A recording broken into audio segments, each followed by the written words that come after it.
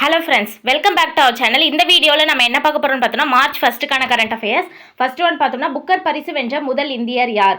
Booker பரிசு வென்ற முதல் இந்தியர் அருந்ததி ராய் அப்படின்றது தெரியும். அவங்க எந்த புதினத்துக்காக வாங்கினாங்க அப்படின்னு பார்த்தோம்னா 1997 தி காட் ஆஃப் ஸ்மால் திங்ஸ் அப்படின்ற புதினத்துக்காக பரிசு வென்றிருக்காங்க. இவங்க எங்கே பிறந்தாங்க அப்படின்னு பார்த்தோம்னா மேகாலயாவில் பிறந்தாங்க. அடுத்து பார்த்தோம்னா சர்வதேச புக்கர் பரிசு வென்ற முதல் இந்தியர் யார்? வெறும் புக்கர் பரிசு அப்படின்னு வந்தால் அருந்ததி ராய். சர்வதேச புக்கர் பரிசு அப்படின்னா கீதாஞ்சலி ஸ்ரீ தான் வந்து ஃபர்ஸ்ட் சர்வதேச புக்கர் பரிசை வின் பண்ணியிருக்காங்க. இவங்க பார்த்தோம்னா உத்தரப்பிரதேசத்தில் பிறந்தாங்க. இவங்க எந்த நாவலுக்காக வாங்கினாங்க அப்படின்னு பார்த்தோம்னா டோம் ஆஃப் சாண்ட் அப்படின்ற நாவலுக்காக வாங்கியிருக்காங்க. ஹிந்தியில் வந்து ரேட் சமாதி அப்படின்ற மொழிபெயர்க்கப்பட்டிருக்கு. 2022 வந்து இந்த நாவலுக்காக வாங்கியிருக்காங்க. அடுத்து மைக்ரான் நிறுவனத்தின் செமிகண்டக்டர் தொழிற்சாலை எங்கு நிறுவப்பட்டுள்ளது? குஜராத் மாநிலம் ஷனந்த் நகரில் தான் வந்து நிறுவப்பட்டிருக்கு. அதாவது இந்தியாவிலேயே வந்து 10 செமிகண்டக்டர் தொழிற்சாலை நிறுவப்படும் அப்படின்னு சொல்லியிருக்காங்க. அதன்படி வந்து முதலாவது செமிகண்டக்டர் தொழிற்சாலை குஜராத் மாநிலம் சனந்த் நகரில் வந்து அமைச்சிருக்காங்க. அடுத்து கர்ப்பவாய் புற்றுநோயை தடுக்க 14 வயது சிறுமிகளுக்கு இலவச தடுப்பூசி திட்டம் எங்கு தொடங்கி வைத்தார் பிரதமர் மோடி? ராஜஸ்தான் மாநிலம் அஜ்மீரில் தான் வந்து தொடங்கி வச்சிருக்காங்க.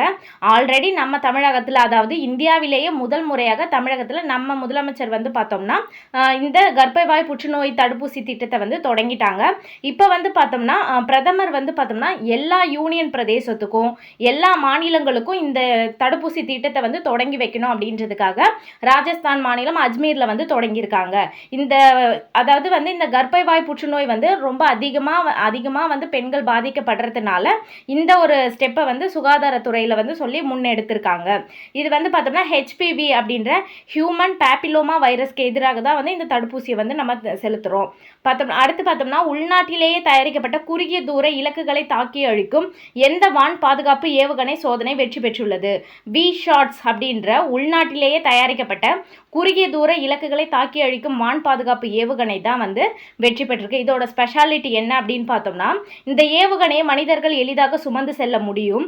இந்த ஏவுகணை மூலம் வெவ்வேறு வேகத்தில் வெவ்வேறு உயரத்தில் பறந்து வரும் எதிரிகளின் விமானம், ஏவுகணை, ட்ரோன்கள் என எதுவாக இருந்தாலும் நமது குறுகிய தூர வான் பாதுகாப்பு ஏவுகணை துல்லியமாக தாக்கி அழிக்கும் அப்படின்னு சொல்லியிருக்காங்க. இதற்கான சோதனை வந்து எங்கு நடத்தப்பட்டு வெற்றி பெற்றது அப்படின்னு பார்த்தோம்னா ஒடிசா மாநிலம் சந்திப்பூர் கடல் பகுதியில் தான் வந்து இதுக்கான சோதனையை வந்து வெற்றிகரமாக முடிச்சிருக்காங்க. அடுத்து இந்தியாவில் பிரிவு 377 தன்பாலின சேர்க்கையை குற்றமாக கருதும் சட்டம் எதிர்த்து வாதிட்ட குழுவில் முக்கிய பங்கு வகித்தவர் யார்? மேனகா குருசாமி அப்படின்றவங்க தான் வந்து முக்கிய பங்கு வகிச்சிருக்காங்க. இப்போ தற்போது வந்து 37 மாநிலங்களவை பிளேஸ் வந்து காலியாக இருக்குது. அதாவது எல்லா மாநிலங்கள்லேயும் இருக்க 37 இடங்களுக்கு வந்து பார்த்தோம்னா அதாவது வந்து எலெக்ஷன் நடத்துகிறாங்க. மேற்கு வங்கத்தில் ஸ்பெசிஃபிக்காக எவ்வளோ இடங்கள் அப்படின்னு பார்த்தோம்னா 5 இடங்கள், தமிழ்நாட்டில் பார்த்தோம்னா 6 இடங்கள் வந்து காலியாக இருக்குது. இதுக்காக வந்து இப்போ போட்டி போடுறவங்க தான் வந்து இந்த மேனகா குருசாமி அப்படின்றவங்க. இவங்க வந்து ஒரு வழக்கறிஞர். இவங்க வாதாடிய முக்கிய வழக்குகள்லாம் என்னென்ன அப்படின்னு பார்த்தோம்னா அதிகாரத்துவ சீர்திருத்தங்கள், அகஸ்டா வெஸ்ட்லேண்ட் ஊழல் வழக்கு, சல்வா ஜூடும் வழக்கு மற்றும் கல்வி உரிமை சட்டம் தொடர்பான வழக்கு, இந்த மாதிரியான முக்கியமான வழக்குகளில் வந்து இவங்க பார்ட்டிசிபேட் பண்ணி வாதாடி இருக்கிறாங்க. இவங்க வெற்றி பெற்றால் நாட்டின் முதல் LGBTQ நாடாளுமன்ற உறுப்பினராக ஆவாங்க. இவங்க வெற்றி பெற்றால் மேனகா குருசாமி அப்படின்றவங்க. இவங்க முக்கியமாக 377 தன்பாலின சேர்க்கையை குற்றமாக கருதும் சட்டத்தை எதிர்த்து வாதிட்ட குழுவில் முக்கிய பங்கு இவங்க வகிச்சாங்க. அடுத்து பார்த்தோம்னா ராஞ்சி கிரிக்கெட் கோப்பை வரலாற்றில் முதல் முறையாக எந்த அணி சாம்பியன் பட்டம் வென்று வரலாற்று சாதனையை படைத்துள்ளது? ஜம்மு காஷ்மீரின் அணி தான் வந்து வரலாற்றிலேயே முதல் முறையாக ராஞ்சி கிரிக்கெட் கோப்பையை வந்து வின் பண்ணியிருக்காங்க. இந்த தொடரில் ஆட்ட நாயகன் யார் அப்படின்னு பார்த்தோம்னா ஷூபம் பண்டீர். தொடர் நாயகன் யார் அப்படின்னு பார்த்தோம்னா ஆஹிப் நபி அப்படின்றவர் தான் வந்து தொடர் நாயகத்துக்கான பட்டத்தையும் ஆட்ட நாயகனுக்கான பட்டத்தை வந்து பார்த்தோம்னா ஷூபம் பண்டீர் அப்படின்றவரும் வந்து பெற்றிருக்காங்க.